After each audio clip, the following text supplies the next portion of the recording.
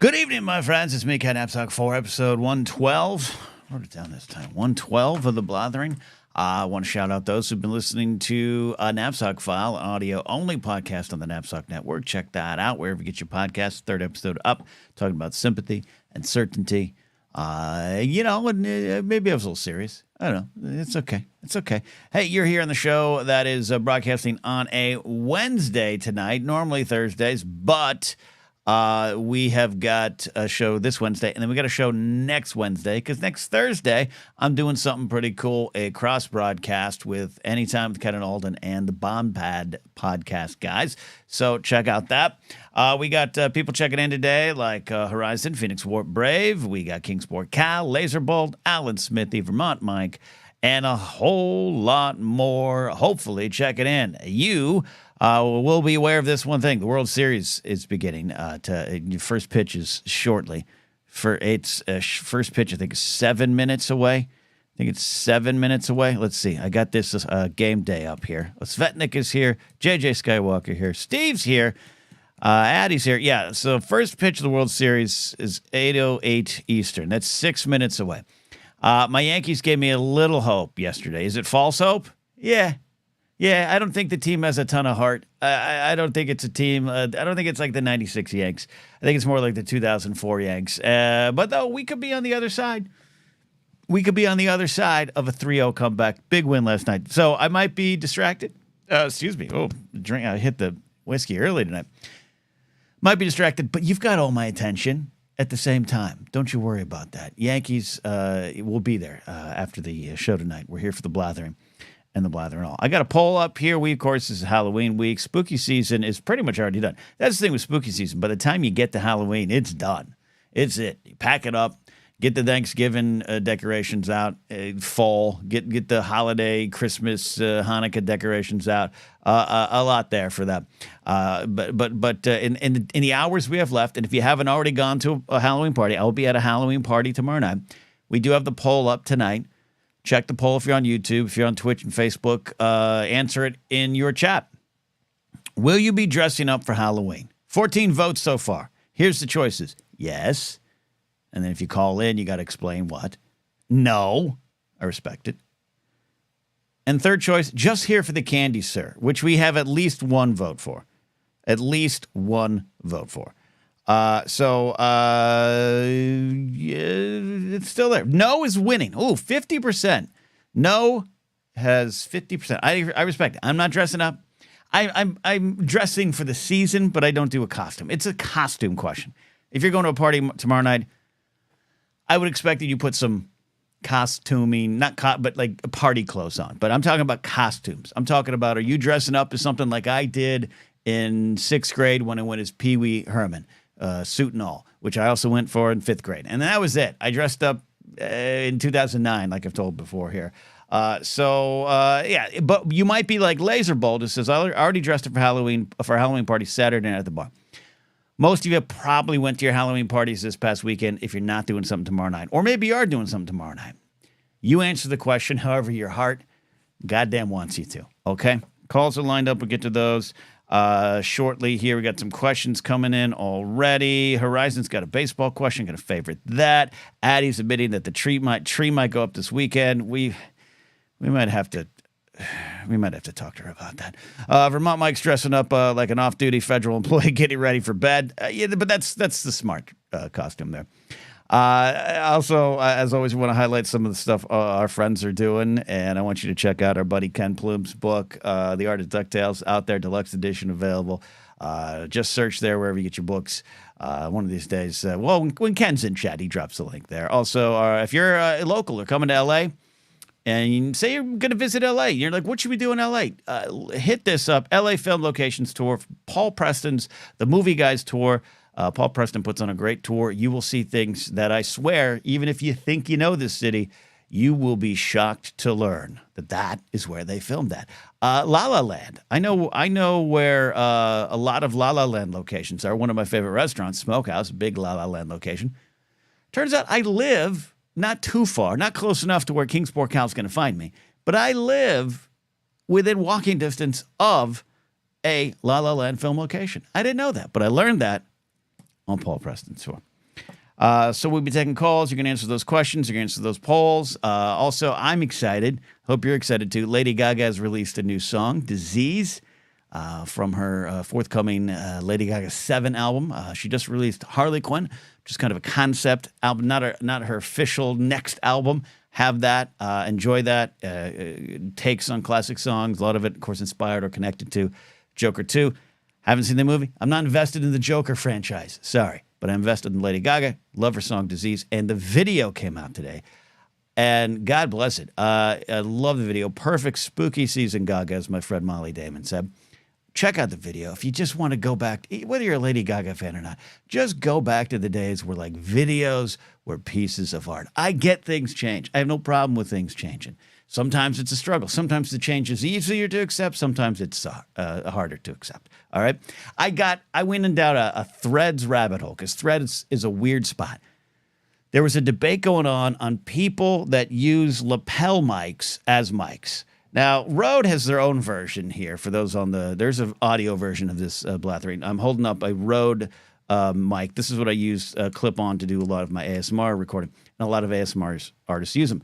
But this is technically like a souped up version of a lapel mic. It's too boxy to be a lapel mic. But the lavs, as they were, you see what happens now. And we had this discussion on Anytime a while ago. A lot of people take lavs and they use them as regular microphones. And that I don't like that. It gets in my craw. It's a craw climber. But I saw an old cranky guy like me post that on Threads about how amateurish it is, how it's just bad quality, and it just blah blah blah blah blah. And a lot of people, including people I know, were like, "Shut up, take a seat, dude. You're out of touch. It is what it is. Also, sometimes that's all you have, and actually people like it." But there was this one comment that was like, "Yeah, I don't like it when I see the tiny mic, the lav mic, on someone's shirt or lapel." Or hidden. I don't like that because it speaks to them being too professional and too inauthentic. I like someone just holding it because that means they're more real and more authentic. And that's when I realized I might be a dinosaur. I think it's been coming. I might be a dinosaur. And then today, one of my good friends, a high school buddy I've known since 1992, it's his birthday today.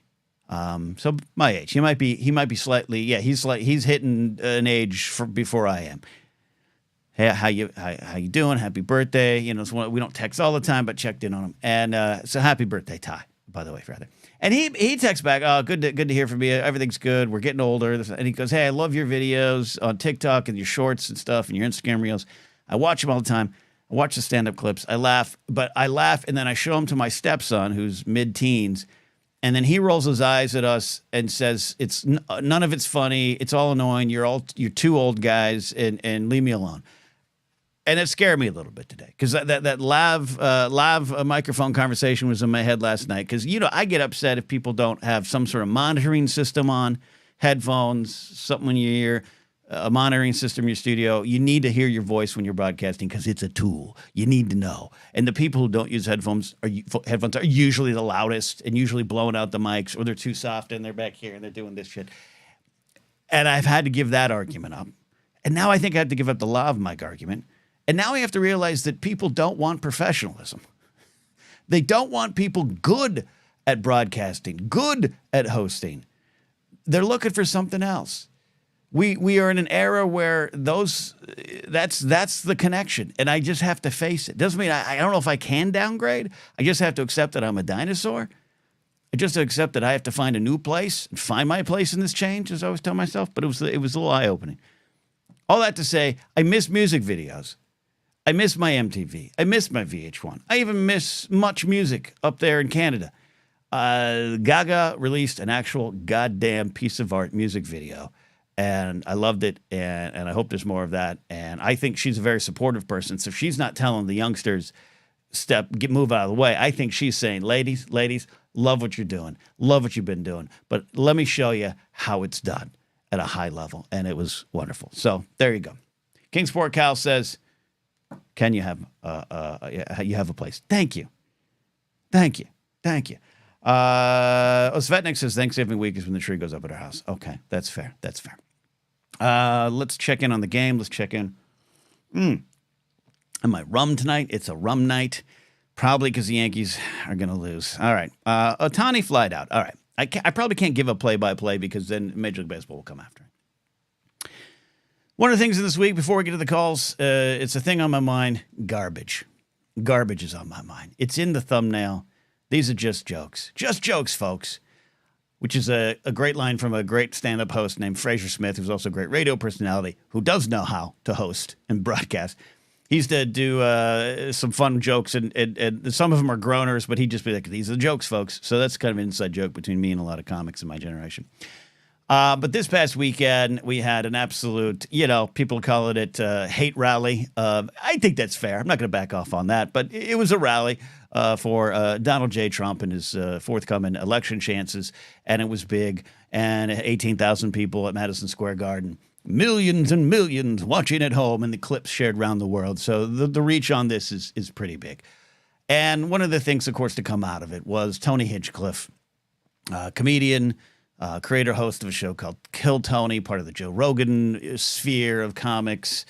And he said a bunch of jokes. I think a lot of folks are focusing on his Puerto Rico as a floating island of garbage joke, but I think they're also overlooking a joke about watermelons and his black friend, a joke about equating Travis Kelce to O.J. Simpson and implying that he might hopefully one day murder Taylor Swift. Like that stuff was said as well. Let's not overlook that stuff. But I want to get into the weeds. The big one, of course, was the garbage comment, and I absolutely have a lot of thoughts on it. I absolutely, as a comic, have a lot of thoughts on it. But and speaking from the heart on this, I'll start here because also, and I don't know Tony Hinchcliffe. I've been around him. I know people that know him. I was around him not 3-4 months ago at the Comedy Store. Whether or not he's a shitty comic is for you to decide. I've decided. You decide yourself. He's a successful comic. The last time I was at the Comedy Store that he was there, he showed up, big SUV, entourage of people, maybe some security type people, definitely a lot of people with him. He's a diminutive man. He's in center of it there. He's living his best life with a lot of money that I don't have. He's a successful comic. So none of this is here to take that away from him. But he goes up and brings, at a rally in front of 18,000 people live in attendance, millions and millions watching at home, clips being shared. And he goes up with roast jokes. And there's a lot of hubbub over Jon Stewart going on The Daily Show, and the headline saying Jon Stewart defended Hinchcliffe.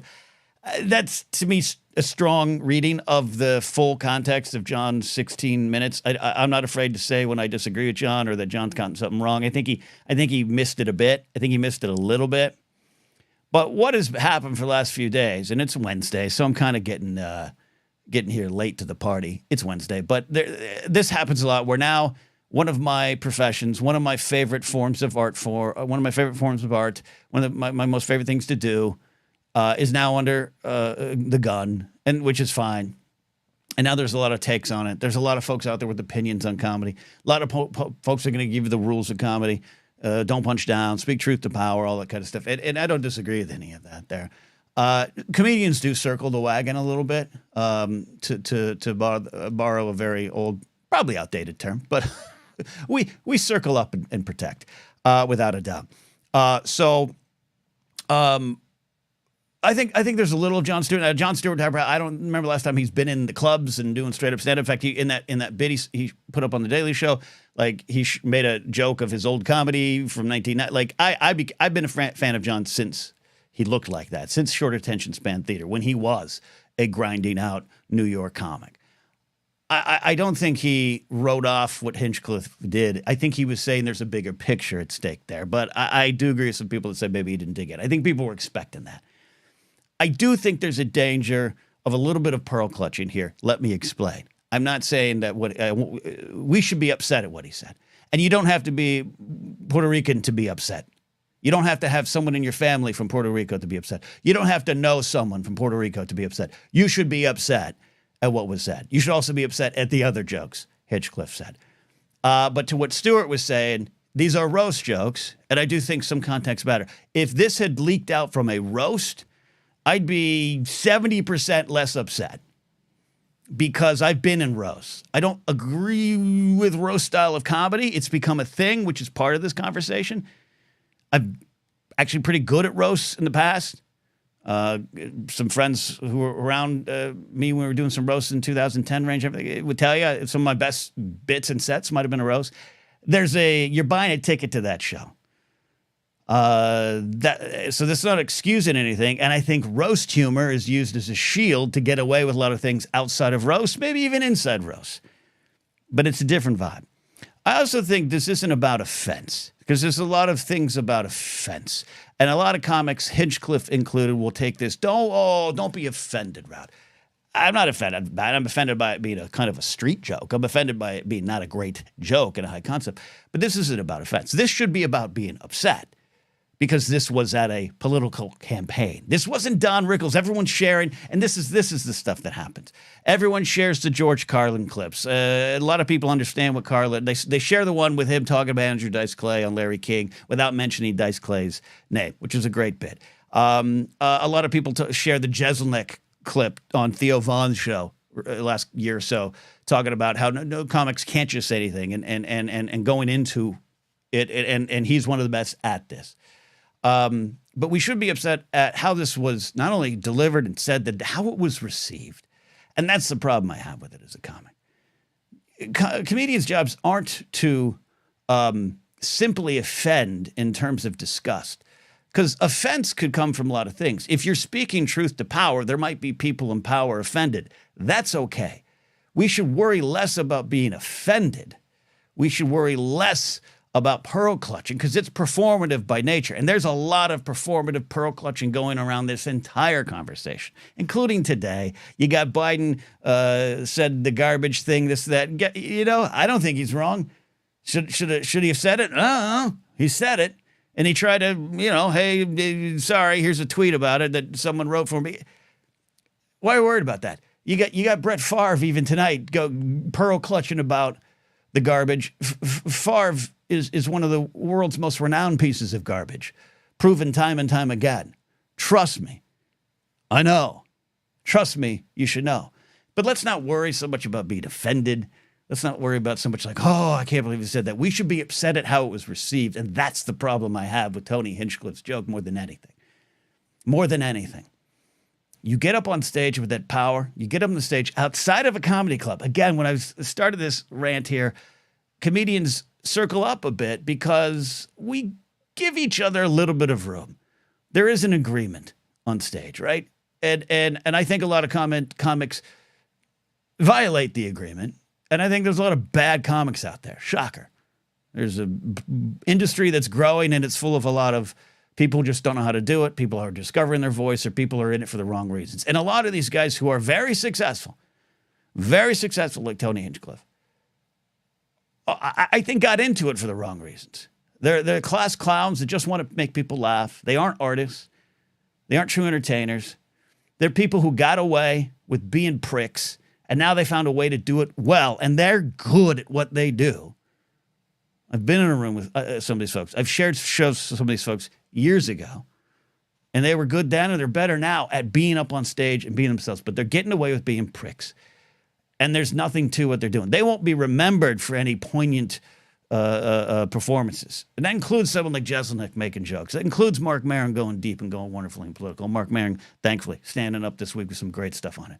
But that's what I love what Mark Maron said so much, because what he said this week was, I don't care. I'm not going to get into the weeds on whether this comic or any particular comic is actually a racist or actually a fascist or actually believe in what they're saying on stage. That's not the point. The point is they are part of it. They are feeding this. And in some cases, probably willingly. In some cases, as I've said before, with the movie punditry world, there's a lot of people I know in the movie punditry world of the last 5 years who love putting their foot in the back door to let all the bad things in, all the isms, all the racism, all the sexism, all the homophobic stuff, all just the problematic stuff. They have no problem putting the foot on the back door to let it all sneak in, because they're not really doing it. But they're part of the slide, and they're part of the slide into this garbage world we're in now, and they're rewarded for it. We shouldn't necessarily be overly offended at the joke. We should be upset at the joke. We should be upset at the joke was successful, and we should be upset at a comic like Tony Hinchcliffe. You should be upset at Hinchcliffe, for going up on that platform and thinking these are just jokes. 18,000 people watching you live in Madison Square Garden, an arena that Tony Hinchcliffe sold out with Kill Tony over the summer in an impressive feat. Going from the belly room of the Comedy Store to selling out Madison Square Garden, it's hard not to say that's impressive. I don't like how he got there. I don't like the vibe behind it, but I ain't doing that. But to go up on that stage and to use that platform to say that Puerto Rico is a floating island of garbage and to come back later, oh, I like Puerto Ricans. I take my vacations there. Who cares? Who cares if you did not believe one syllable of it? You said it, and 18,000 people took it as gospel. 18,000 people took it as affirmation for their beliefs, affirmation for where their vote is going to. 18,000 people, millions more watching at home, and many, many more seeing the clips over and over again are going, yeah, he said it. Finally, it's true. It's true. That's the problem, and that's what we should be upset at. That is the failure of a comedian to realize what he can do and how you're part of this. You're not just doing jokes. I like a fun, silly joke. I have a lot of jokes about pooping my pants or peeing my pants when I was in second grade. I have some sex jokes. I love getting a little dirty. I'll do a roast joke. I have no problem with that. That's why I said if someone said, here's some cell phone footage of what Tony Hinchcliffe said and it was at a roast, I'm not going to stand by it and say it was good, but I'd be like, yeah, okay. Like it or not, that's kind of what happens at a roast. But to do it at Madison Square Garden in a political rally, I forgot to get to it, but a lot of people, they share the Carlin clips, they share the Jezelnik clips, but a lot of people this week, especially on the Republican side, sharing Don Rickles at Reagan's inauguration. Reagan's one of the worst presidents of all time. Reagan's destructive. His history, his legacy is one of pure poison, without a doubt. Victories here and there, sure, great. 8-year administration might have a couple things. Broken clock strikes midnight twice, right? But Rickles in that moment, different time, different era, and different approach. And not all of Rickles' stuff stands up, by the way. Trust me. Love Don Rickles. Rest in peace. Not all of it stands up. Trust me. Go back and watch it. Right? Go back and watch it. And, a lot of things from that era of the 80s on stage does not stand up. But that's maybe to another point, another conversation. This is not understanding the moment we're in and where we're at.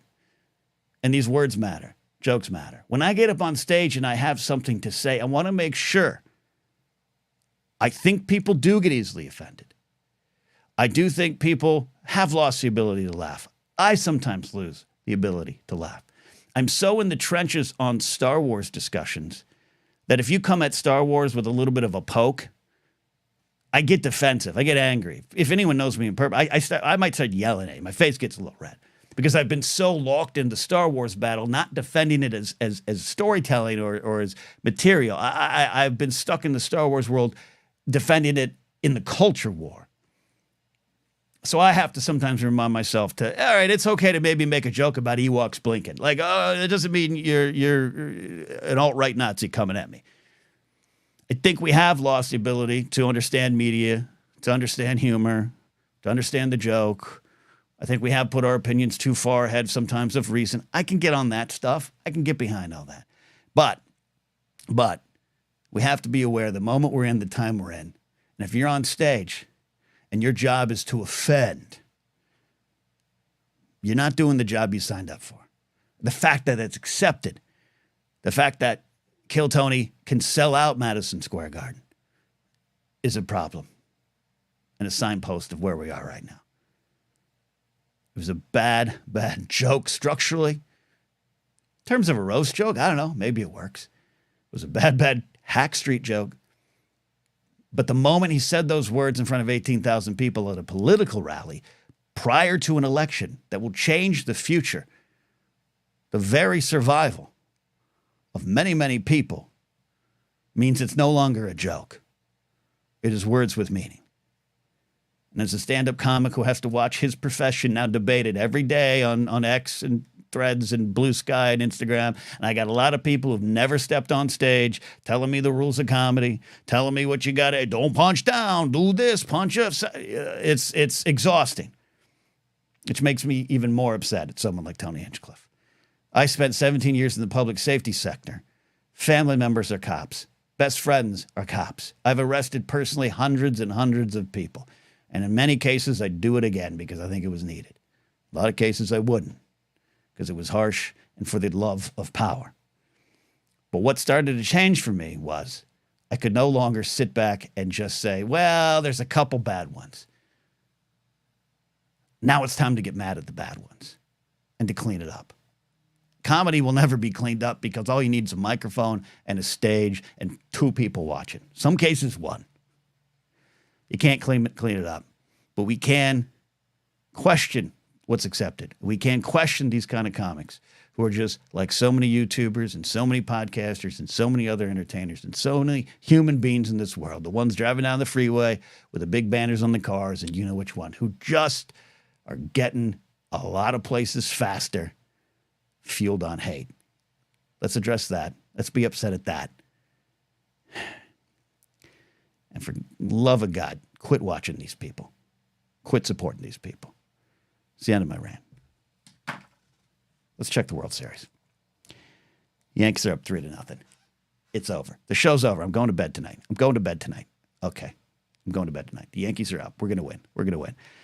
Catching up with some comments and super chats coming in here. And I agree with this. We got Malcolm saying Hinchcliffe set may be one of the most consequential bombs in comedy history. Has me wondering, what's the worst U-bomb candidate? That is a wonderful transition. God damn it, Malcolm, that is professional. That was done with the smoothness and aplomb of a radio DJ in the 80s. It might be one of the most consequential bombs in history. By the way, Hinchcliffe's career is going nowhere, right? That's another thing to question. It's going nowhere. He's not going to be canceled. He's not going to be not booked. That's part of the problem too. What's the worst you've bombed? In one night, one night in Santa Monica at a bar called the Bitter Redhead, I wouldn't say I was bombing so bad that it caused this. I wasn't doing good, but I don't think a lot of people on the show were doing good. But a guy got out of the crowd and charged the stage and fought with me for the microphone, which he did eventually. I gave it up. No one helped me. And all the comics there just sat there drinking their beers. Not one person took a step forward. Comics are inherently wimpy. That's probably why they get into comedy. They have a little power on the stage, even the good ones. Not, unless you're my pal Jeff May, not a lot of comics good in a fight. I got a fighting chance. I'm still probably going to lose, but only my pal Jeff May is going to knock you out with his fist. I wish Jeff May was there that night. It was about 2005 or 6 range. That was a pretty bad bomb. And then in La Jolla, San Diego, about 3 years ago, I've talked about this before. I bombed so bad on 2 consecutive sets on a Friday night. I bombed so bad that I technically quit comedy again for about 30 minutes in the green room of the La Jolla Comedy Store until Mark Ellis, in his very Mark Ellis way, talked me out of it and just said, you threw an interception. Next play, you get back in the pocket and throw. So that. Darina says, "Okay, but also go Dyers." God, Darina, I almost should bring you on the show. Can I? The Doyers thing. I was talking about it on my audio only episode this week. Y'all should check it out. Sympathy and Clarity. Sympathy and Certainty is the title of it. I'm from LA. I was born in Orange County, raised in Pismo Beach, but the last 25 years I live in LA. The Doyers thing is such a normal part of my existence. It's such a shared, loving joke in the community that I sometimes have questioned, oh man, maybe I shouldn't be saying Los Doyers. But you put it in chat there, and you made me think about it, Dorita. I'm not asking for permission for it. if it shouldn't be my vernacular anymore, it's gone. But it's just such a term of endearment that I've never stopped to think about it until this week. If anyone doesn't know what that means, I'm not going to be one to explain it. But the Dodgers, see, I just did it. I did it. The Dodgers are down 3-0 right now. Yanks got some spirit at them. Yanks got some spirit on. Maybe I will. Here, let me just do this. Let me see if I can email Darina while I'm on the air, because I can't text from this phone. That's the biggest problem. I cannot text from, excuse me, not this phone, this computer, if she's up for it. It's just, you, Darina, if you're listening, you just have to call in. You don't have to be camera ready. Let's be honest, you're always camera ready. And then you can promote your stuff. I got some calls lined up, and I'm keeping people waiting. But Malcolm, great question. Thanks for Super Chat. I really appreciate that. Really does help in these trying times. While other people are selling out Madison Square Garden, I am not selling out Madison Square Garden. Drina gives the 666. After Halloween comes Dia de Muertos, a reminder that we're all going to die, so stop worshiping fools in power and live your existence with love. Drina ain't wrong. Drina, now I owe you a drink for that super chat, and I'll gladly pay back on that one there. Let's check the poll before we... I've got some calls coming. All right. 34 votes are in. Will you be dressing up for Halloween, or did you? Yes, 38%. No, 31%. Just here for the candy, sir, 24%. Wow, that's big. Thanks to James Holmes becoming a YouTube member. If you want to call in, become a YouTube channel member. Thank you. It really helps support the channel. I'll disclose, this is a smaller channel. I'm in the process of growing this back out again, or maybe growing it out for the first time, let's be honest. This month, I'm set to make like $10 from ad reviews. Most of the money I make from this channel is super chats, which are always welcome but not needed, but channel memberships. You can become a channel member or support my Patreon page, of course, but channel members, you can call into the show here, and that's the lifeblood of this show here. JMB says, end of the month, and I'm gassed like a mid-inning reliever, but give me my last fastball. Love you and everyone here. Thank you, JMB. Quick question. I swear I'm getting to the calls. In fact, the first caller is going to be someone that used to do stand-up with me and I think should do it again. I'm just going to put him on the spot. 2 questions, Ken. Why do baseball games start at weird times, and how on earth do they play all back-to-back games? I'm a hockey fan. We have like 1 day between games minimum. Look, the easy joke to make, the easiest joke to make, Winston Marshall's here. Shout out Winston Marshall, saying, I say the Raiders like my Mexican best friend's dad. Let's go Raiders. Yeah. I don't... The Doyers thing, it's totally said with love. And this is why, when I go back talking about roast jokes and everything, so, usually roast jokes are said with love, not in front of a hate rally crowd. But that's, I said it the other day without thinking. Los Doyers. And I'm like, oh, okay.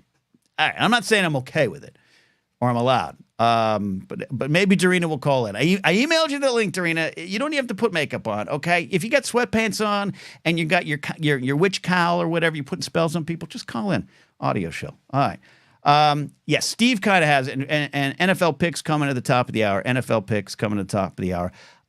Baseball is mostly just standing there until it's not, and it's great.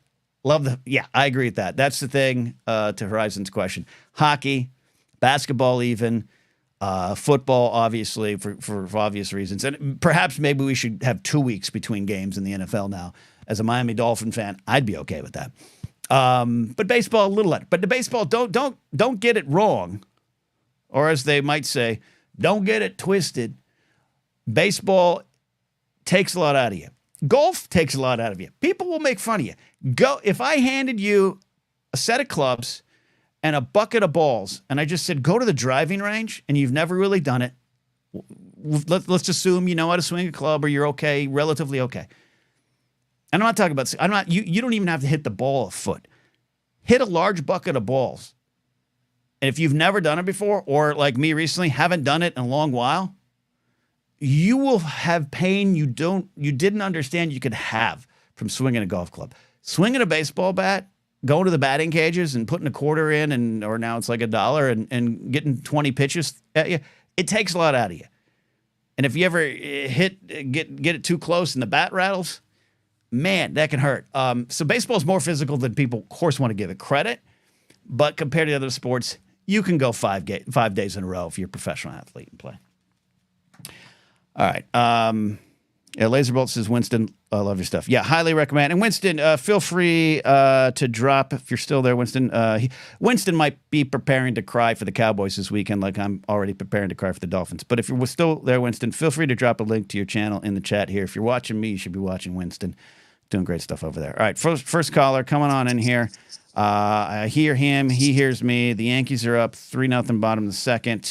Go Yanks. Go Yanks. Chris, we call him Kiefer. We call him Carbon Swap. He's here, the best librarian in LA County. Chris, how you doing, buddy? I'm doing well. How are you, sir?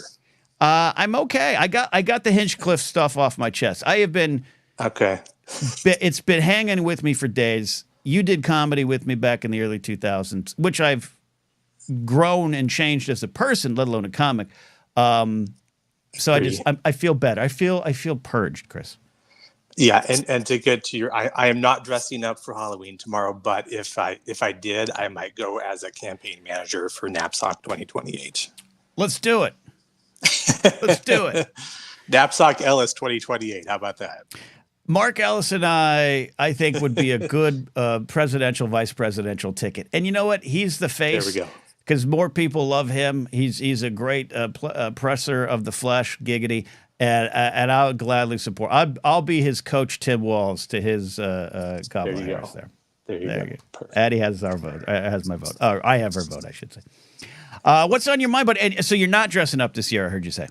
No, I've been off work the last couple of days, so I missed this whole debate thingamajig. I was in Death Valley. I know I mentioned it to you a couple of days ago. Yeah. So the question I will turn around and pose to you then is which of our national parks have you been to, and do you have any favorites that you've enjoyed? There's how many national parks are there? How many?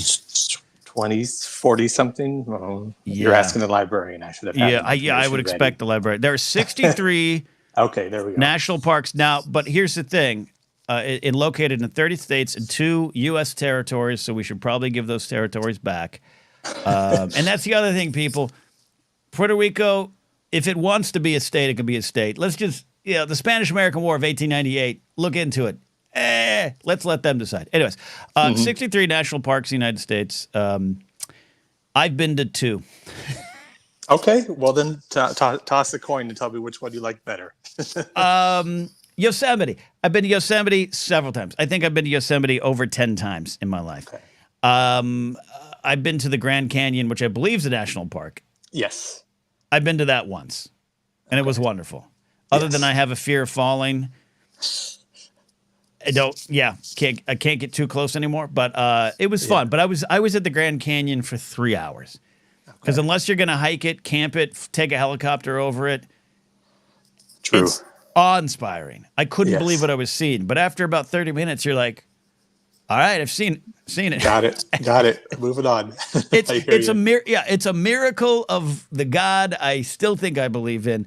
But unlike Yosemite, where I would go spend days there.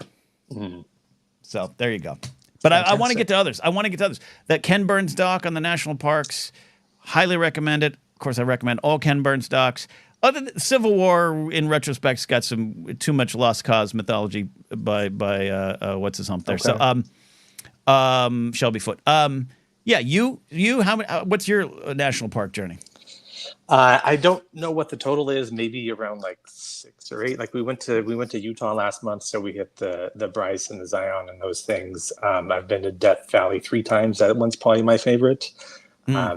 Yosemite, Grand Canyon. It's all around the southwest corner, obviously. But this trip has given me inspiration to check out more of them. So I love it. What do you like about going to national parks? Because it seems to me, and I'll preface this by saying, the people that there's folks that like going. You see the campers with like stickers on the back, like 30 down, 33 to go. Are you quite that? You and Karina that, or are you different?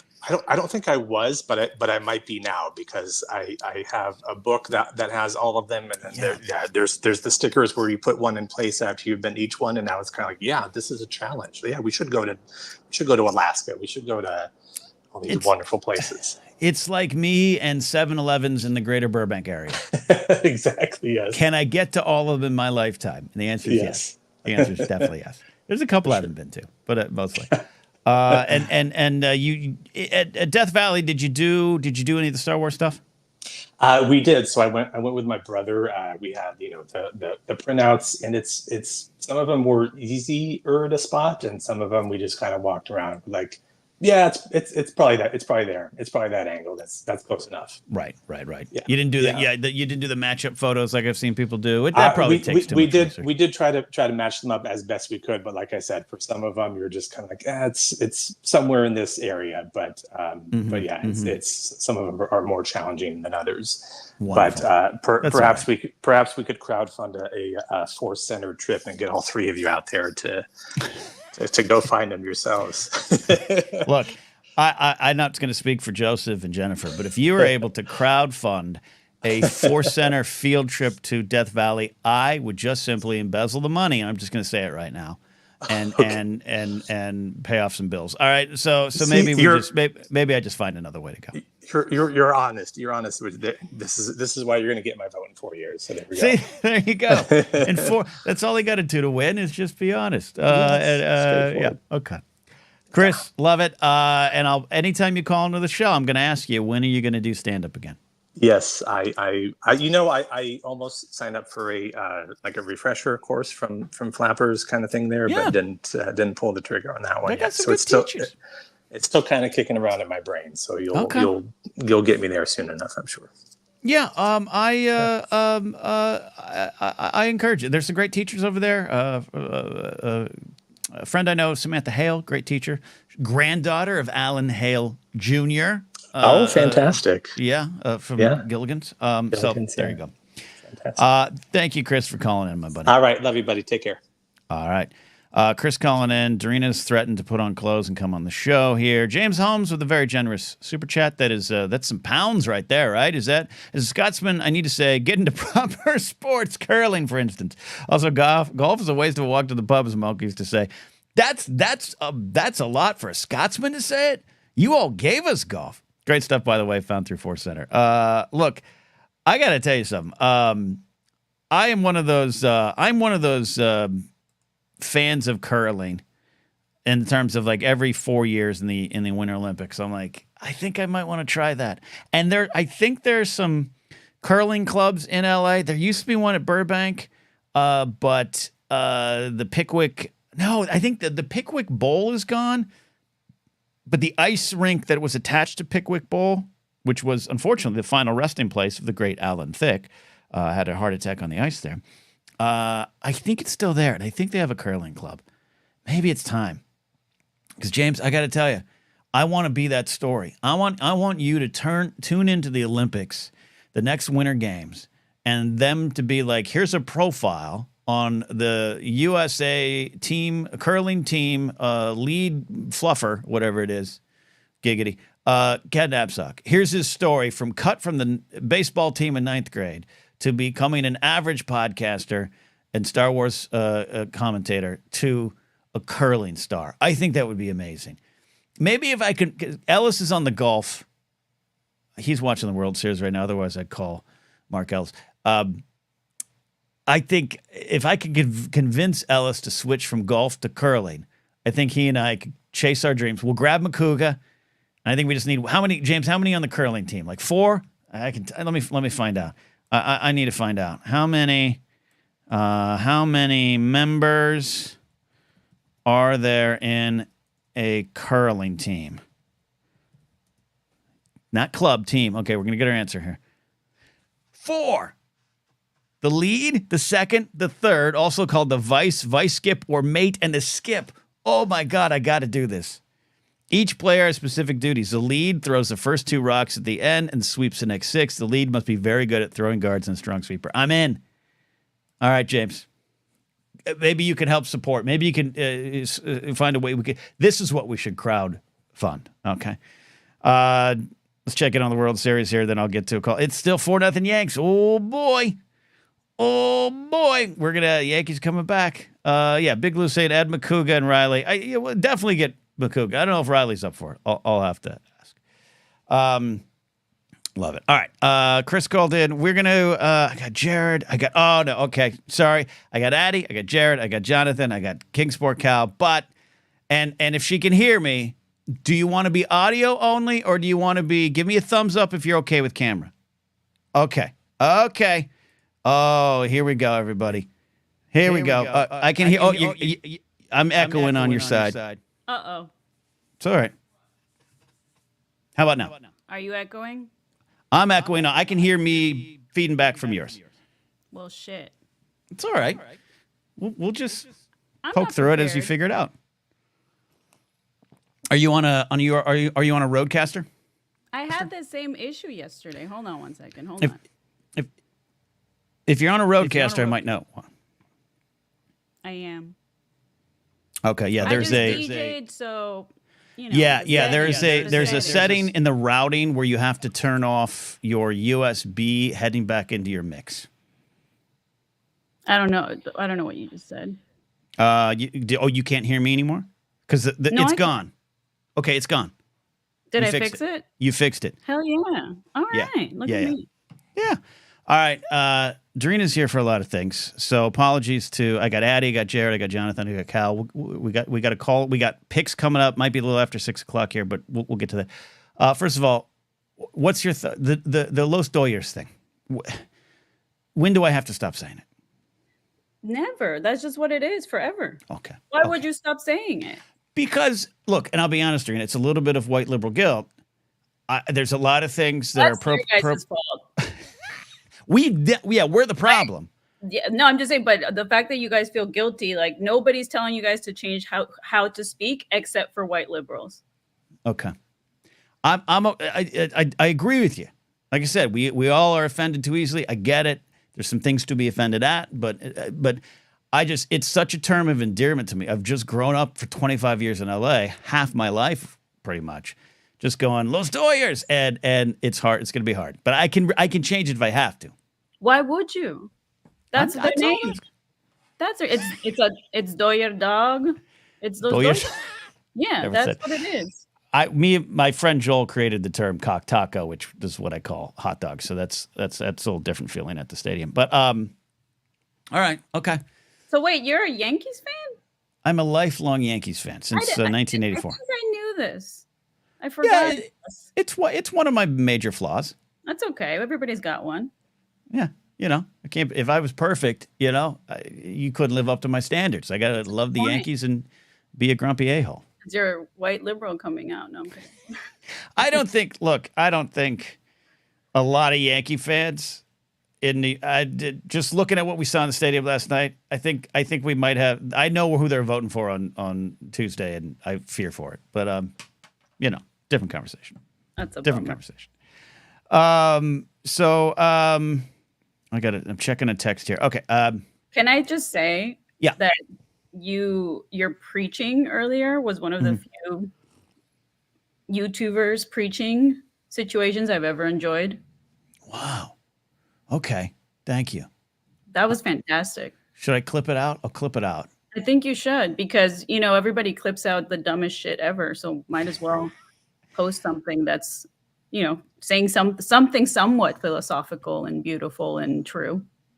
Thank you. I appreciate that. I spent the last few days wondering. I want it's something I want to do shows where I don't run away from things, but I also want to do shows where I'm silly and stupid, and I think the world needs that as well. But that would hit it hits close to home, number one, because I'm a human and I don't like seeing what's going on from Hinchcliffe and anyone at that rally. But two, as a comic, just to see it debated, and I don't mind. Non-comics should absolutely have an opinion on it, but it's just cool. All right, I appreciate it. Dorina says it's okay. If Dorina says it, well, I'm rarely wrong. You're rarely wrong. What do you feel about the new Gaga video? Have you had a chance to see it? Of course. I want to get your music opinions here. You know me and Gaga. I don't love all her music like you do. I know you're the biggest fan other than Frank, but I just like her. I just think she's great. I think as an artist, right? Exactly. She's that's why we love Chappell Roan, because she's new modern Gaga. And Gaga, is I guess what 2000s Madonna, right? Like she's an artist. Like that it's rare to see the whole package of artist, singer, performer, and a person that's actually like cares about, not just the stage but their music videos, and it's fantastic at singing. Jesus. multi-talented, but also she's just she's an artist through and through, and knows how to handle herself. And I don't need everyone to be perfect. This isn't I know there's a lot of debate over some of Chapel Roan's comments or actions and everything, and I think you're seeing someone super stressed by a meteoric rise to fame who's not saying incorrect things or untrue things. Good for her for being honest, unlike most artists. Yeah, I think it's just I do fear for the meteoric rise that can definitely grind a soul up. But Gaga's always found a way to handle that in her own way. But anyways, I just want to get you. That's all. Music opinion. Then you can ask me anything you want. I loved it. I love the video. I love the song. Excited. Last go around when Chromatica came out, I was still like less of a fan. I just wasn't super familiar other than the image, the public image, and it was then Chromatica. That's when I watched 5'2". That's when I took Grace to the concert at Dodger Stadium in 2002, and she inspires me as an artist. Like I'm not a singer, I'm not her talent, but someone who's like, let me do this, let me try this, let me be this. It inspires me. Yeah, I'm telling you, I will always rub it in your face when Ellis, Claudia, and Bill and I saw you two at the Sphere, and Gaga freaking showed up, and Ken was gonna go, and it was a year ago. It's crazy. It was exactly a year ago, October. Yeah, because it was our buddy Jen Miro's birthday, and that's night right. Grace and I were at a little birthday event at her friend Michael's house, and you and Ellis both texted me from there, and heartbroken. I know, but you know what? It means that something cooler and bigger is going to happen with you and Gaga in the future. I can feel it. There you go. Thank you. She's going to be she's going to be a guest on the Blathering. Yes. What else? Speaking of Jen, am I seeing you tomorrow? You are seeing me tomorrow. I'm not dressing up, but I am in the spirit. I don't have a costume, but I'll be in the spirit. And I'm doing tomorrow, Dorina, and I'm teasing the Blathering audience. I am doing something tomorrow that I have not done since before I moved to LA, since like 1997 range, and you're going to see it tomorrow. There's something about me tomorrow that's going to be something I haven't done since 1997. But you're not dressing up. I'm not dressing up, not in a costume. Last costume was 2009 Halloween, dressed up as Rowdy Roddy Piper. Ooh. Oh, you know what's interesting? You ran out of bubble gum. I ran out of bubblegum. In Halloween, 2009, which is almost November, I dressed up as Rowdy Piper. Do you know who I met in January of 2010? Roddy Piper. No way. Well, then why don't you dress up like Gaga tomorrow? That's what I'm saying. I still got time. I'm fixed. There's some outfits that are probably easier for me to wear and better for everyone else in the room for me to wear. Yeah, maybe that'll happen. Maybe it'll happen. But yeah, you'll see it. You'll see it tomorrow. I can't wait. I can't wait. It's so small and stupid and simple, but I think it's going to mean you finally respect me. Did you say small, stupid, and what? And silly? And silly, but I think you're finally going to respect me. You're not going to be Trump. No, I'm not doing any costumes. Okay. I wouldn't glorify that fuckwad. So, Yeah, he's gone, it's not 2014 anymore where the jokes about him are work. He's a fuckwad. We're just all, he makes me laugh unintentionally, but we're not going to miss him. Hopefully. No. Did you see him try to open up that trash truck today? Because of course they're making the garbage thing out. He couldn't, he was sweating. Who is currently more pathetic though, him or Elon? In a weird way, I'll say Elon. Yeah. Elon. I agree. Because this isn't saying that he was good at one point and fell. No. But he doesn't have to be this. No. It's his choice to be a loser. It's a choice. It's wild. Yeah. And to double down on it. That's the problem I have with those folks. Weird. Really weird. When I see someone driving in a Cybertruck, I assume a lot of negative things about them, but that's not necessarily true. But I think they then choose to be those things after that. Yeah, but it's still not as embarrassing as being him. Exactly. Yeah. David McKay says it. Who's more foolish, the fool or the fool who follows him? So there you go. I agree with that. Dave is correct. All right. Final thoughts. Thank you for doing that. By the way, your shot is gorgeous. Oh, thank you. I got the tarot behind me. It's a terrible. Yeah, and you got a little. It looks like you got like ivy behind you or something. I don't know what it is, but on camera it looks like you're in a garden with tarot. I'm growing some weed behind me. Okay, I believe it. Which also reminds me, eventually we'll be in a desert, and maybe you and Grace will force some shrooms on me. Yeah, Grace and I talked about this last time, that we need to deflower Mr. Ken Knapsack in a way he has not been deflowered before. I do declare. We're talking about drugs. You're making me verklempt. Yeah. Yes. Love it. All right, final thing before I let you go, because I got some calls lined up here. And Laserbolt really wants me to go to the desert and do shrooms with you and Grace. Music. You got a Halloween music thing going on. You got a lot of streams going on with music. Tell folks where they can find it. Yeah, inspired by Mr. Ken Knapsack from Pop Rockin' Radio. I got my own radio show every Monday on Mixcloud. I actually just literally had a live Halloween DJ set, which is live on YouTube right now at 6. You can rewatch that there. And I very happy to announce that I signed my first distribution deal for a remix of the soundtrack for the movie It Follows with the amazing composer Disaster Piece. And so I did a remix that he liked, and it is out now officially everywhere on all the platforms, on the Spotify's, on the Apples, on Bandcamp if you actually want to support me and download the song. So yeah. Look at that. It's cool. You're doing amazing things. That's cool. impressive. I'm excited. Hopefully one of many. Or the first one. Look, one of the things I really respect about you, I respect a lot of things about you, you know that, is a couple years ago, it was even recently kind of a conversation of what do I want to do? You made the tough decision to step aside from the World Girls, great group, love Roxy, love Steph, you do as well. But you made that decision because you wanted to concentrate on some of the things that you want to do as an artist, and this is one of them. And that's I don't know if it's manifestation, but it's taking a step towards completing goals and doing it. That's a big thing, Dorina.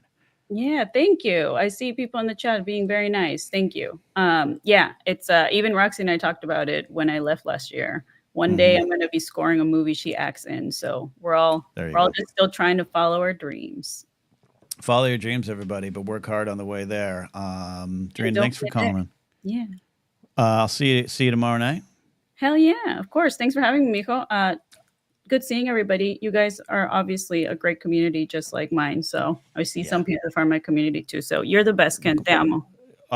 See you. Go Yankees, but I do love Los Dodgers. Go Dodgers. All right. Dorina there. One of the best. One of my favorites. Gonna be good. Right. We got it's 6 o'clock. All right. Let's do this here. All right. I'm gonna get to. I got Jared. Jared, give me a thumbs up if you can stick around a second. Addie, you okay? You're just going to be putting up a Christmas tree. I got Kyle and Jonathan as well. It is top of the hour, 6 o'clock. We try to keep things free and flowing, but we also try to keep things regimented. That means we are going to go to one of our more popular segments, popular to me, NFL picks and a whole lot more. Steve is here. How you doing, buddy? Hey, Ken. How's it going? Thank you so much for having me, as always. Love it, my friend. You dressing up this year? Did you dress up this year? Or you just stealing candy? I am dressing up this year, and I'm going to be a pizza. Okay. So, yeah, I'm going to be a pizza. So I'm actually wearing my pizza right now, but theater of the mind for the folks at home. I see it. I see it. So it's you. Oh wow! I just saw you are a slice of pizza. All right. Hold on. Hold on. Come on. I can't not do this. There you go. Hold up that pizza. There's Steve, everybody. That's what Steve looks like. Only I know he's pizza. All right. Sorry to do that. Your hair looks great, by the way. Your beard looks. You're rock solid. You're rock solid. Thank you so much. All right. I don't want you to get too cocky there. I did see why we love Star Wars in the background there, and that's why you're my favorite, Steve. So you dressed up as pizza. Have you dressed up as food before? Well, I've just used the pizza costume for like 2 years in a row now. It's actually my wife's pizza costume, so that's just kind of like a lazy thing. I've been working from home for a few years now, so I haven't gone kind of out of the box at this point. But well, that actually works. Pizza out of the pizza box, right? Just it's easy. That was dangerously close to wordplay, but we'll let it slide here. Awesome. Let me check the World Series here right now. Yanks up 4-0. I don't know, Steve. What do you feel? Quick baseball chat. Be honest with me. Be honest with me. Just because I'm a Yankee fan, John Mariano's in chat. John and I have been Yankee fans our entire life. He's from New York. We feel this team has no heart, even if they're going to do good tonight. What do you feel? What's your thoughts? I totally agree with you. I mean, I'm rooting for you just because you're my friend, Ken. I want your team to win. But and I don't have any Dodger friends, as I know. I mean, I'm an East Coast guy, so I don't really know any Dodger fans. But no, I think you're right. I think this Yankee team is kind of like a team of mercenaries, and I don't mean that in a bad way, if I can. But you're right. There isn't that heart of, this is just the Yankees went out, they bought a bunch of stuff, and let's hope it works. And it got them to the World Series, but the Dodgers are really good. Look, it's like I said up top. It's 1996. It's not the 1996 Yankees, which were all heart. It is more the 2004, 2005, 2006 Yankees, which were exactly what you described. And I watched that comeback doc, the 3-part Netflix doc on the Red Sox 04 comeback, which was painful. It's a painful sports memory for me. And I said this to my pal PLD, Paul Denuzzo. Check out his shows. He's a lifelong Red Sox fan. And we were texting. And after I finished the series, I said, that docuseries was so good, it had me rooting against the Yankees 20 years later. I've heard really, really good things about that. I do want to watch that. Is that Netflix? Netflix. It's one of the best sports docs I think I've ever seen. Is it Last Dance? Mark Ellis would tell you no, and I don't think he's wrong, but it's up there. It's up there. It's really good. Really good. The 10-part, I think it's 10-part, but the big OJ doc, that's my favorite sports doc. The Ezra Edelman one. Oh, yep. That's a good one too. All right, so I have a quick national parks take before we get to picks. National parks takes, love it. So this is similar to your Grand Canyon take. I had a similar experience, except I was 10 years old. I lived with my dad in Phoenix at the time, and we were, a single dad. We had just now, for his first experience of us being a single father with a 10-year-old kid, and so he's like, "Hey, do you want to go to the Grand Canyon?" So we drove 3.5 hours, whatever it was, to the Grand Canyon, and we got there. My dad had absolutely no plans, no thinking ahead. He's just like, "Hey, we're just gonna go to the Grand Canyon. You like being outside? This will work, right?" Mm-hmm. We got there. We went up to the edge on a railing and looked. Really big hole in the ground as a 10-year-old, right? You're not really appreciating it for what it is. Like, God's okay, miracle. This is cool. Yeah. Are we gonna do anything? Dad's like, "Oh, I don't know. I don't. What do you want to do?" No, I don't know. We had lunch. We went home. Yeah, that was the Grand Canyon. Yeah, big hole. Yeah, it's a glorious hole. Giggity. That might be a testament to both time and water going through rock and God themselves. It is everything you want it to be, but also at one point I just looked at my girlfriend at the time and went, I shot a little video there that's actually up on my YouTube channel, buried deep down in the algorithm. But I said, all right, let's drive back to Flagstaff, which we did. If I get the chance to go back, I'm sure I would like camp or hike or do something like that and make it fun. But yeah, as a 10-year-old, that's the my dad just didn't think ahead. So now I know going forward. There you go. Love that take. National parks, check them out, kids. They are America's best decision, according to Ken Burns. We've got NFL picks, though. NFL picks are in. The week was dominated by my Dolphins blowing a game. I was going to have a great weekend. It didn't go as well, but I didn't do too bad, right? You didn't do too bad. You were 2-3 for week 8. It wasn't the Dolphins that let you down. It was those damn Green Bay Packers yet again. The line on the Packers game was 3.5. They won by 3, and so that was the difference between not and making money. That's it. Okay. 2-3 for week 8. You are 17-18 on the season. Okay. So all it takes is a good week this week to turn things right around. We're right on the edge. So you just need to string a couple of good weeks together here going into the holidays, and it's going to be, you'll coast right through. Okay. Love this. I love this. And avoid and look, by the way, one of the greatest moments in NFL history happened. That Jaden Daniels Commanders finish. I've watched 10 times. I'm not a Washington fan. So if we can avoid those messing up any betting lines this week, we might be good. No the spreads aren't too big this week. Your Miami game's the biggest one, so hopefully we can avoid any giant heartbreakers like that. So here we go with picks. Game number 1. Game number 1 is the Chargers at Cleveland. Cleveland is a 1.5-point dog at home. Okay, but look, here's the thing. Here's the thing about Cleveland. They big victory, right? Coming off a big game, big week. They pulled James that out. Winston. Are you talking about Cleveland? Cleveland. Yeah, big win. James Winston against the Ravens. And that doesn't look. That's huge for that city, for that team. Stefanski, the coach, who's a friend of the Makuga family, like that's big. There's no way the Cleveland Browns keep that going. It's Cleveland. I love them. Cleveland rocks. I get it. At least we're not Detroit, as the famous video from about 15 years ago goes. Who are they playing again? The Chargers. Chargers. Cleveland's a 1.5-point dog. Yeah, they're not going to cover. Yeah, that's Chargers taking it all the way. Clean by 10. They're going to win by 10.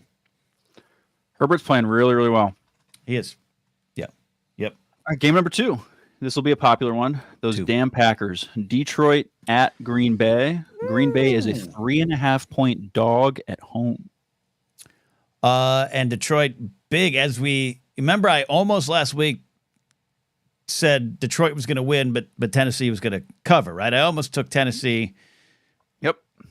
I almost kind of talked you out of it. I feel bad in the end because then Detroit absolutely blew the lid off them. But I was okay. That was a good one. Yeah. Okay. Yeah. Look, Laserbolt's in chat. Lauren Romo's in chat. If you're watching this clip later, join the live show so you can yell at me about the Lions like those two do. I've been riding both these teams this year. That's the problem, Steve. I've taken both these teams to the prom. Some of them have left me there, but I'm going to go Detroit, and I think they're going to win. It's going to be close, but in the end, I think Green Bay is going to find out that Detroit is a real team, as we know they are. Dan Campbell's gonna hoo-ha, hoorah, who done it? I don't know. He's gonna get the Lions up and running, and I'm taking them to win, and it's gonna be about a 7-point win. Okay, love to see it. That's a revenge game for you because Green Bay has really broken your heart the last few weeks. They have. All right, game number 3. Number 3. Dallas at Atlanta. Atlanta is a 2.5-point favorite at home. Look, I know it's fun to root against the Cowboys. I know. Jerry Jones, the history, the last 34 years of team. I know. I know. It's easy. I know a lot of people who hate the Cowboys. I know people that love the Cowboys. Winston Marshall, Claudia Dolph. I know people love the Cowboys. It's too easy to make fun of the Cowboys, and it's not going to stop this week. Falcons, big win. Jerry Jones is going to be up in his luxury box on the road, just beside himself. Falcons. I thought you were doing a thing there, man. You almost had me surprised. All right, taking the Falcons. Good. We don't like Dallas. Can't do it. All right, game number 4. Another close line. Chicago at Arizona. Arizona is a 1.5-point favorite. Chicago coming off the heartbreaker of the season. Hopefully their corners and their safeties know not to yell at the crowd before a Hail Mary. And that is just, I can't. That's so much worse than dropping the ball at the end zone before you're about to score. It's just, that's so bad. It is. Outside of if it had happened in the Super Bowl or the playoffs even, or a clinching game, right? I'll put that caveat out there. That moment. At number 29, I don't even remember his name. I don't want to. He apologized for it. He put out a post apologizing for it. He owned it. But that was, to me, up there. We make that Leon Lett reference a lot. Leon Lett has 2 of those kind of moments. But it's up there as one of the biggest gaffes in NFL history of just, what are you doing? Because he's the one tipping the ball.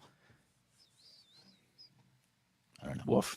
Chicago at Arizona. I am going to go, I'll tell you what, Arizona sneaks by my Dolphins. It was a fumble and a safety that did in my Dolphins, among many things maybe, but I thought Tua played good, everything. So I think the Cardinals got away with one there.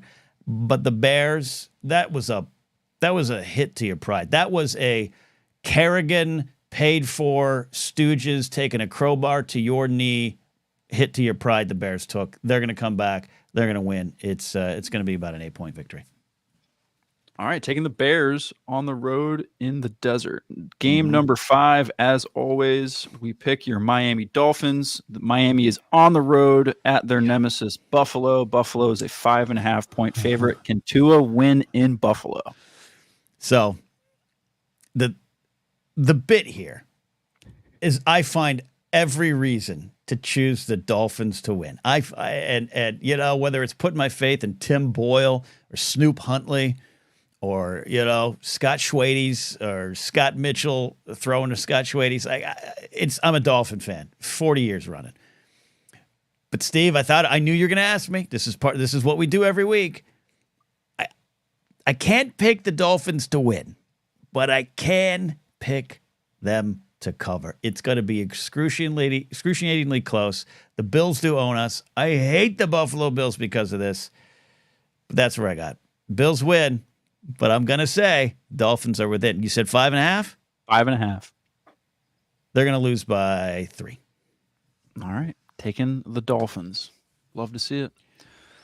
So to recap your picks for week 9, here we go. Taking the Chargers on the road at Cleveland. Taking Detroit on the road at Green Bay. Taking Atlanta at home against Dallas. Taking Chicago on the road at Arizona.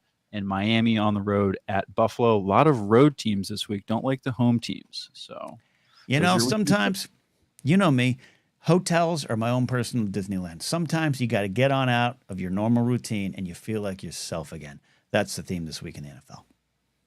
Good luck with your picks. Thank you so much for having me, Ken. Appreciate it. Thanks, Steve. NFL picks. All right, we got a lineup of calls. We're going to check that World Series. Don't you worry. 5-0, top of the 4th. I'm going to be able to get through these calls, wrap up this show, and go have some dinner while I'm watching the Yankees hold on to it. Laces out, says Elizabeth. Laces out. All right, all right, Jared, the Thai Pilot's here. A couple things, Jared. How you doing? What are you dressing up as? And, you know, what's on your mind? Hey, what's going on, Ken? I was a little unprepared watching this ridiculousness that is a baseball game right now. Look, what are you rooting for the Dodgers? Is that what we got going on here? You see, this is a weird World Series for me to watch because you know, south of Boston, Sox fan, Yankees suck and beat LA. Like, I want both of them to lose. you want a sinkhole to open up in the center of New Yankee Stadium to swallow both of them. I understand. I got it. But more or less, go Dodgers. Okay, that's fair. I respect it. 50 votes on the poll. 50 votes on the poll. Will you be dressing for Halloween? 32 yes, 40 no, 28% just here for the candy, sir. Jared Thai Pilot, what say ye? I actually, which is basically, I said to my boss, I'm like, thanks for the free money. He made a joke to me, or I let him know that you've seen it, the Thai Pilot helmet I have. Right. And he's like, you should wear that tomorrow. I'm like, can I? He goes, I bet you won't. I'm like, what do you mean? He's like, $20 says you won't. I'm like, I asked for permission, and now you're going to give me money? So I'll be wearing... I can't wait to see everybody's look when, you know, I got my mail satchel and 4 backpacks and just all of a sudden with this giant helmet on. Look, I love this. Also, that's a great, I don't know what life advice that can apply. I don't know how this applies outside of your situation, but I asked for permission. Now you're going to give me money. That's a everything's coming up Millhouse level line. Right. It was a good day, Tater. That's good. Ospendic says that's an easy $20. Great. I love that. Good answer. What else is on your mind other than hoping 2 major league teams get swallowed up by? Ooh, ow! That was a good catch by one of your Yankee boys. He smacked himself right in that wall. Was it? Oh, was it Aaron Judge? Oh, center fielder. Yeah, Aaron Judge. Oh, he's probably hurt. Oh, no, he got right up. He's good. Okay. It was a fine one. I cut you off. Laserbolt dressed up as an X-Wing pilot. He has the full outfit. I think we should find a way to get you and Laserbolt in a video together. A TIE fighter pilot versus X-Wing pilot. You know, we can do it like a historical wrap-off, and it'll be the most viral video that any of us have put together or been a part of. And I'd be okay. I love it. What's on your mind, buddy? What's on your mind? You know, I figured It's a topic you told me in discourse we were going to get to one day, but I'm going to force it on you here. Ken, how do you do your grilled cheese? Oh, I love so. Okay, it's a little bit of a midnight confession here. Great song there. I love grilled cheese sandwiches. Perhaps one of my favorite meals. Like if it's on a menu, if it's like mac and cheese or grilled cheese at a pub, I'm torn between the two, honestly. But I have to admit, I don't cook grilled cheese sandwiches at home that often. I had some cheese quesadillas last night. That's close, but not the same thing. When I do them, we don't have, we have avocado oil based vegan butter, which is spectacular, by the way. It's the greatest vegan substitute item we have in the house. You can get it only at this one Target. There's other Targets in town, don't have it, can't get it at Ralph's, can't get it at Whole Foods, there's one Target house has it. It's like country all the vegans live within the mile vicinity of that one. Yeah, it's crazy. But I'll do a butter on both sides, multiple cheeses. I love a good grilled cheese with ham, but it's not necessary, and it can be a bridge too far. But I do love slicing up a tomato. The question is, do you put in the tomato from the beginning? Do you peel the sandwich back and put it in? You probably have to put it in from the beginning. Again, I don't cook grilled cheese sandwiches much, but if I'm ordering it and there's a tomato there, I'm happy. So that's kind of where I go. And a mixture of cheese. I love all kinds of cheeses, but I'm a big cheddar. Big kind of Mexican blend cheese is good, and a pepper jack fan, even though my body's not a fan of it. Heartburn City. But I'll spice up a bit. Kinsport Cal coming in with an interesting choice with the provolone. Provolone, yeah, and ham is nice from the Black Forest ham. Oh, I do love Black Forest ham. So Kingsport Cal, when you and I get together, we'll make grilled cheese sandwiches, provolone and Black Forest ham. Apparently, gonna be it. What do you do? See, similar, but instead of the butter, I go with the mayo route. Use the mayo as the substitute. I like mayo. Yep. Get my my cheese mixture, usually between the Americans and the cheddars, and whatnot, and then right on the frying pan, give it a good slap down, get it nice and thin, give it a good flip. Narcolepsy 27, great username in chat. Coming over from the Dorina world, I've been adding a honey habanero sauce to my grilled cheese. Now, is he putting it on the outside pre-grilling, or is he dipping? I'm curious how he's doing that. Please let us know, Narcolepsy. Please let us know. I don't mean to turn this show into a sexy time show, but that's fucking sexy. I mean, you're not wrong. Honey habanero sauce to my grilled cheese. I would not be able to get up the next day in one piece, but I want that. I want that on my quesadillas. Okay. That is coming in out of left field with a good choice. A lot of great options. Bacon. J&B fan of provolone and sauteed mushrooms.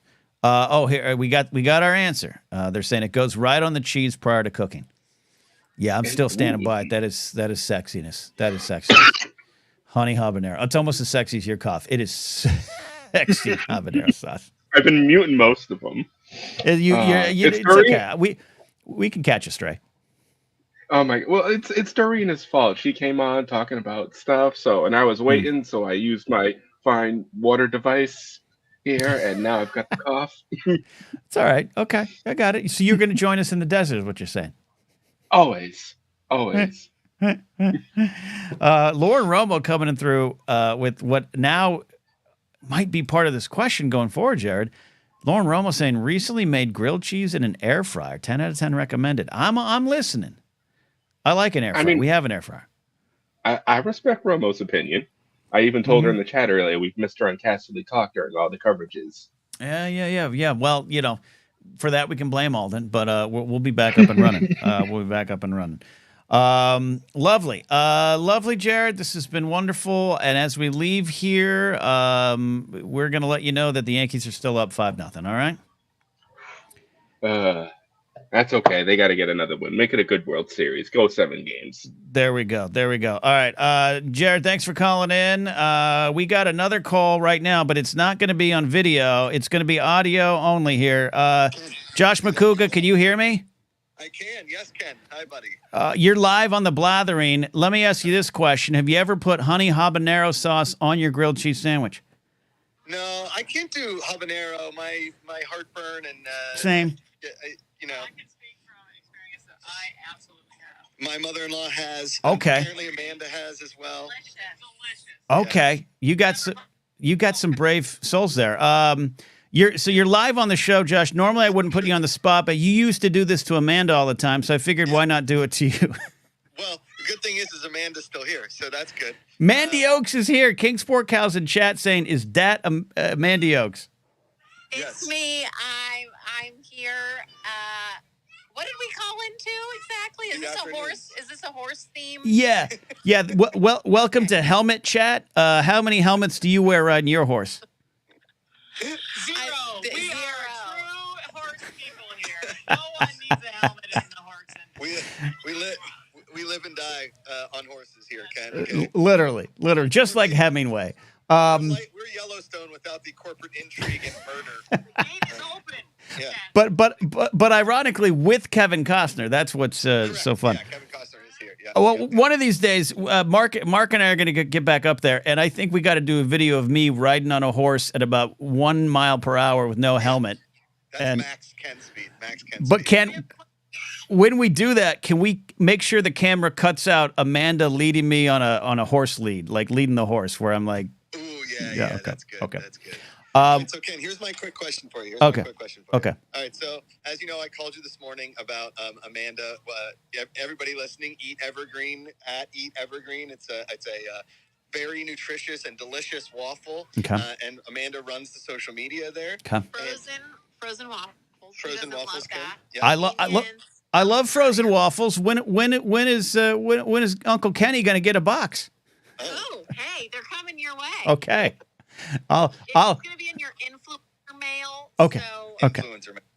So yeah. I called you this morning about a caption for going to Walmart to find these new waffles, and her boss, the owner of the company, and her young son dressed as an Ewok went to Walmart to buy these waffles, and you gave us a good idea. Now, Ken, the big news is that Walmart responded to the post. Oh, wow.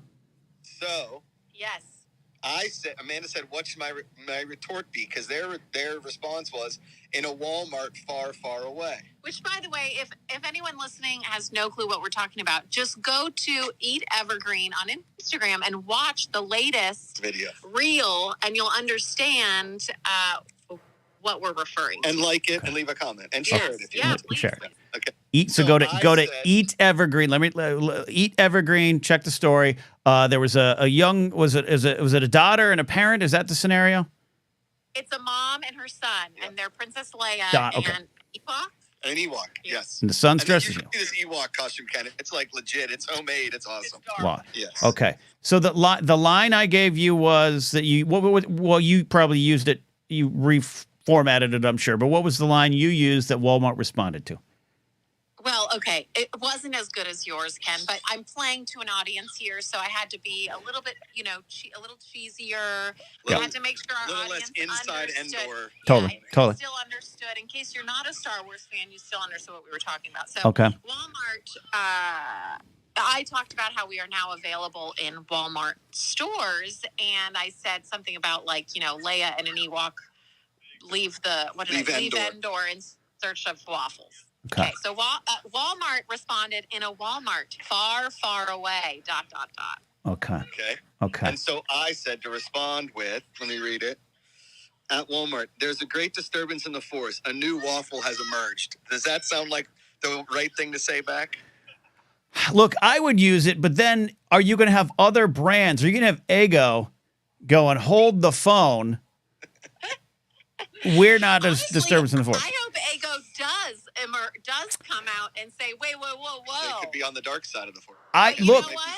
Look. You know what? Yeah. You know what a lot of waffle brands are dealing with at the moment, which is very horrible, and I feel for them. But but fortunately we are not dealing with it, is there was a listeria outbreak and there's a recall on a bunch of frozen waffles. Well, then you got to take the advantage. So we're taking the advantage. Wasn't there a Jedi in Phantom Menace named Listeria? Or was it... Yeah. No, Listeria Boof was the Jedi. Here's my thing. What did great Long Islander Billy Joel do? He sang about the fire that we didn't start, but also about the rock and roll cola wars. I think you go with Josh's line because it might start a waffle war, and you're gonna win it. Yes. Oh my God, Ken, I'm going to have to start paying you in consulting fees. Okay. They come in forms of for waffles. for my back and forth with all these brands that are going to come out. And Let's look. Try to like have a beef with me over Star Wars terminology, which I don't know. I will be your secret weapon. I have a friend who has she makes dresses and stuff. Firefly Path is the name of it. They sold a Leia Hut Slayer inspired outfit.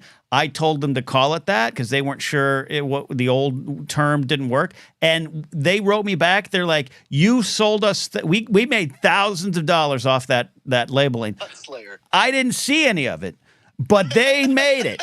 So I support you here, Amanda Oaks, and Josh to a lesser degree. But thank you, buddy. I think I'm there for it. So, yeah, let's sign up. Let's do this. Let's enter the Waffle Wars. The Waffle Wars have started. All right. See y'all.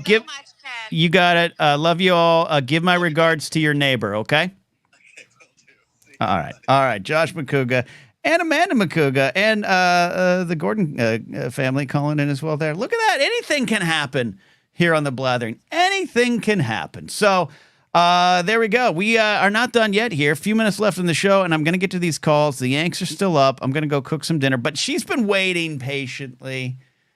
She was the first to actually cue in tonight, outside of Chris Kiefer.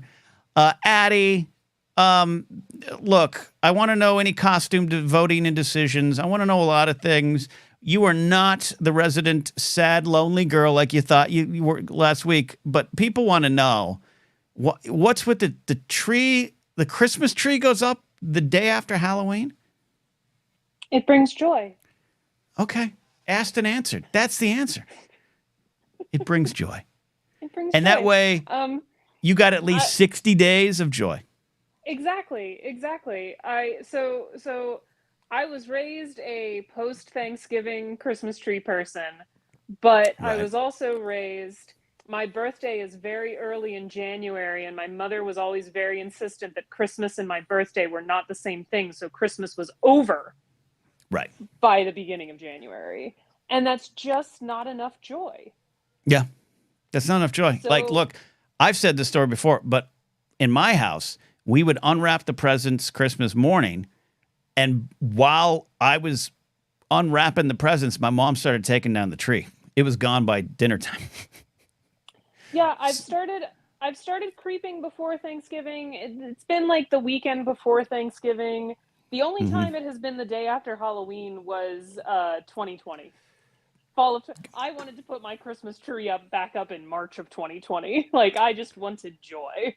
Look, I don't have a problem with this, Addie. After I think about 3-4 years ago, Grace had put up some Halloween things. Not a ton inside, not a lot on the outside. Some skeletons and some lights, and she kind of was bummed she had to take it down. I said, honey, no one says you have to take these skeletons down, and now we have year-round skeletons, which bring her joy. So you can have a year-round Christmas tree. Last year I bought this little light-up corgi that's supposed to go in your yard.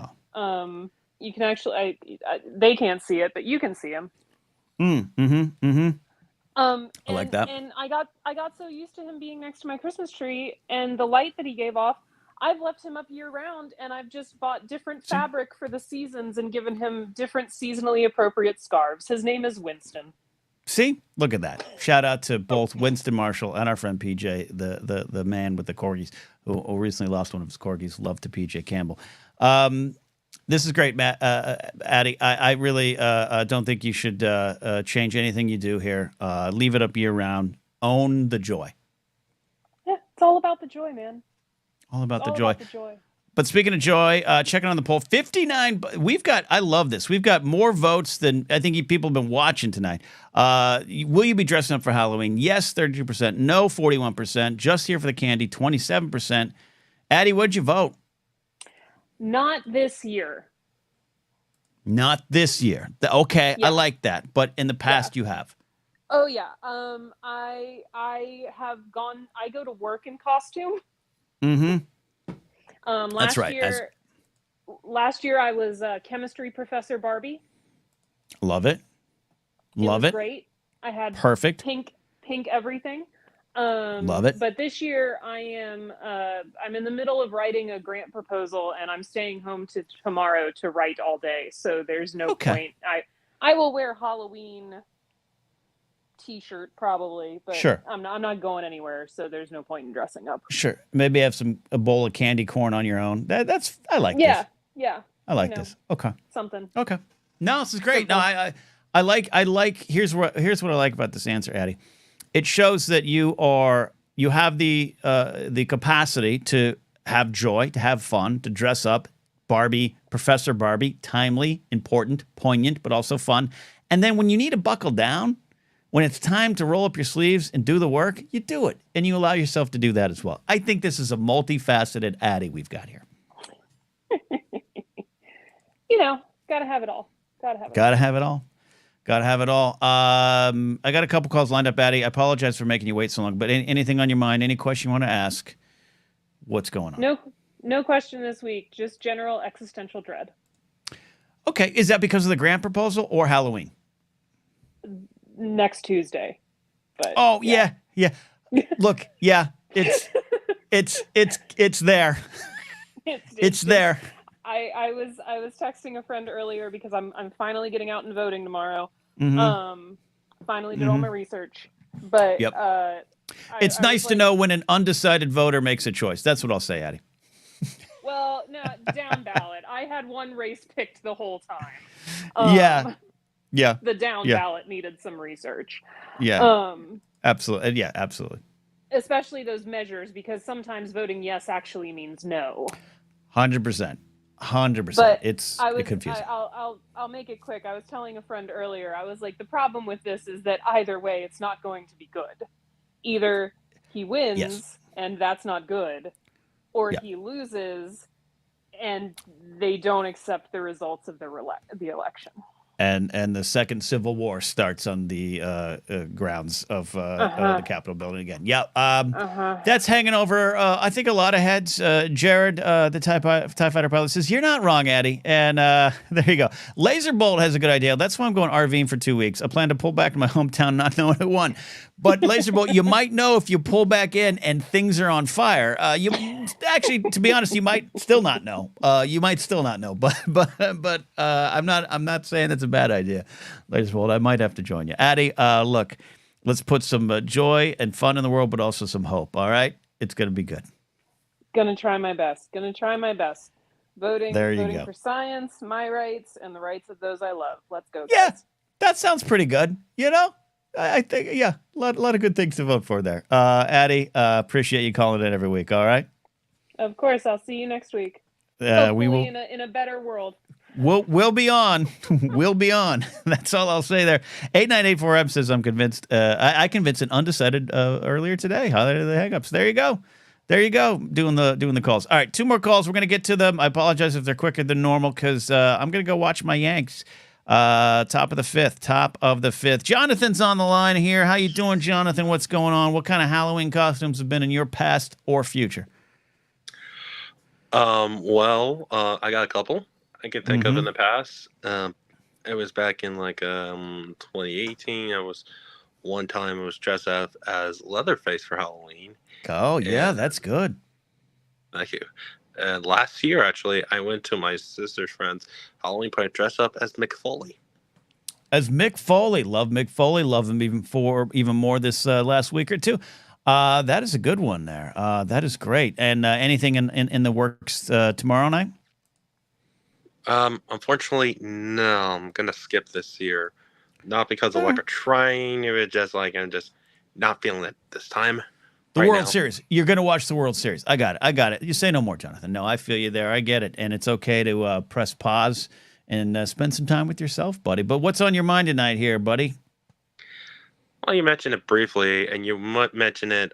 You watch a certain Grace of Hail Mary. Basically, you watch it like 4 times, and I just want to say, as a fan of the Commanders myself, and we were out of our minds. Like my sister, not technically more football aficionado, lost her mind, lost her voice because of that play. Like seriously, It was. It's a beautiful football play. It's a complete miracle, but also spoke to the there is training and practice that goes into Hail Mary plays.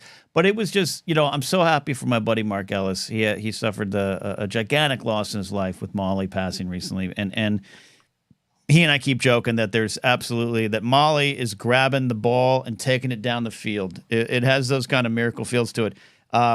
So it was just as a sports fan. Apologies to Chicago Bears fans.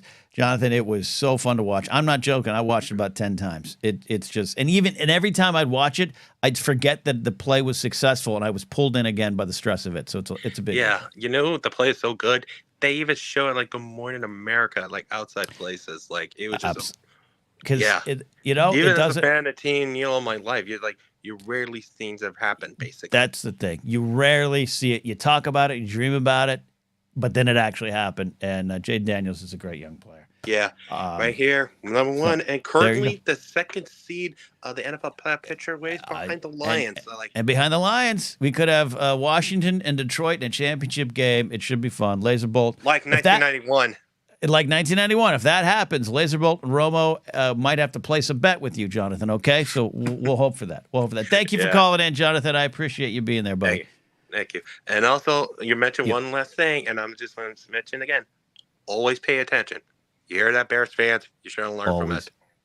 Always pay attention. Jonathan ain't wrong. Thank you, buddy. Always pay attention. All right, our final call of the night, and then we're out of here. Great show tonight, but I say that not because I'm hosting the show, but because of you out there.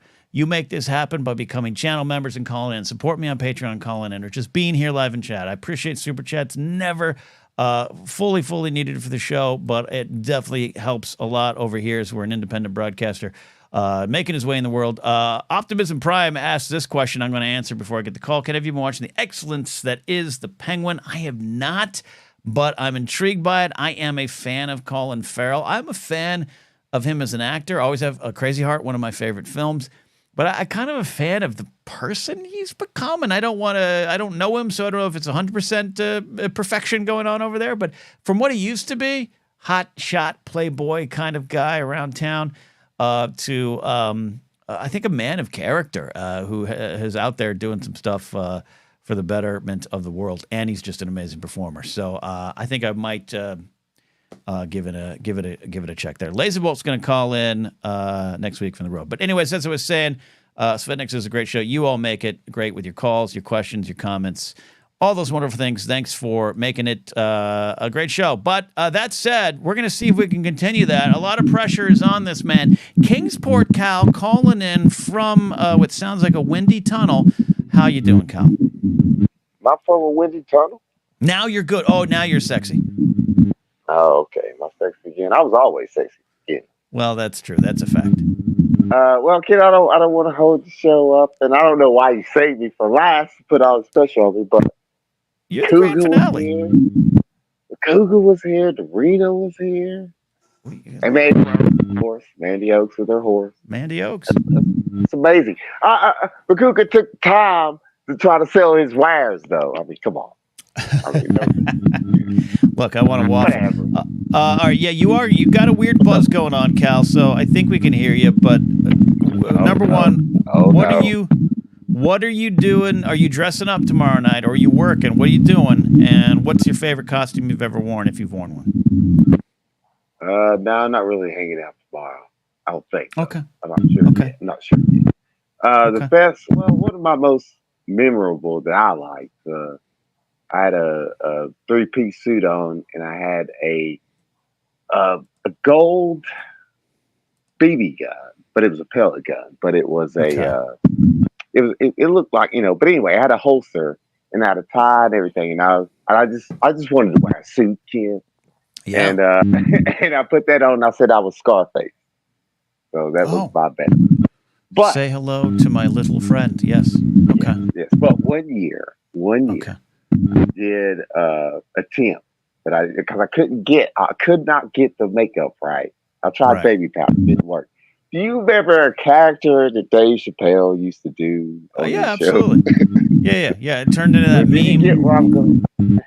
Turned into that meme. You got any more of those episodes or anything? Yeah, okay. No, that was a character he did where he did whiteface. I almost didn't do that. I got you now. Okay, I got you. But the baby powder was my only out because I was broke. It didn't turn out that good. It didn't turn out the way. Yeah, okay. No, it just looked like you were making pancakes and you got the flour all over you, and it didn't quite have the effect. It didn't have the same effect. They had something. I don't know what they had. Anyway, I don't know why we're getting it. All right. But well, I hope you have. Where's Grace at? She was on the Wangers the other night. I was working. I got to watch it. It was great. Yeah, she was on the Wangers. You can go back and check it out. Give the Wangers. I said the Wangers. Give the Wangers a like. Yeah. And we also need to read on your show and back on the Wangers too. Yeah, absolutely. I'll be back on the Wangers soon enough. Cal, I do not know. I do not know what's going on, Cal. We could barely hear you, so I'm gonna have to cut you here. All right, I'll see. And we'll have to figure out. We might need to buy you a new phone. It's not the phone. I don't think it's the phone because I have the same setup as I always have. It sounds like something's on something, or anytime I'm speaking, it's just my voice underwater. It's really, I don't know what to do here, Cal. We're gonna have to let's crowdsource you a computer. I've got 2 computers. Anyway, I'm sorry.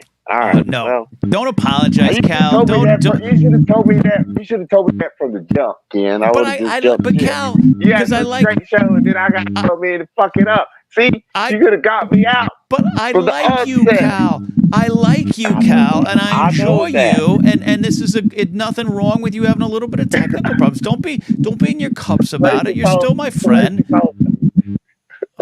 All right. Get out of here, Cal. Get out of here. Get out of here. I'll see. All right. Kings for Cal.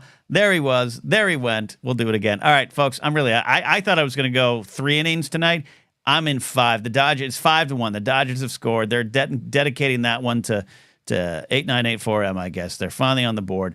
A lot of fun hanging out with all of you here tonight. Don't forget, you can support on Patreon at patreon.com/KenNapzok. If you're there, you get my set, Hot Burbank Nights. Check it out. Don't forget to check out our friend Adam Knight's book, Cowboy Ending, book 1 of his series. Mourner still has new music out. I'll get Maddie on soon to tell us more about it. Check out Ken Plume's book there, The Art of DuckTales. And if you're in LA, I highly recommend you do the LA Film Location Store through the Movie Guys and Paul Preston. And hey, we'll be back having some fun next Wednesday, my friends. Come hell or high water, we'll see what happens with the world, but we will be here. Bye, everybody. Bye.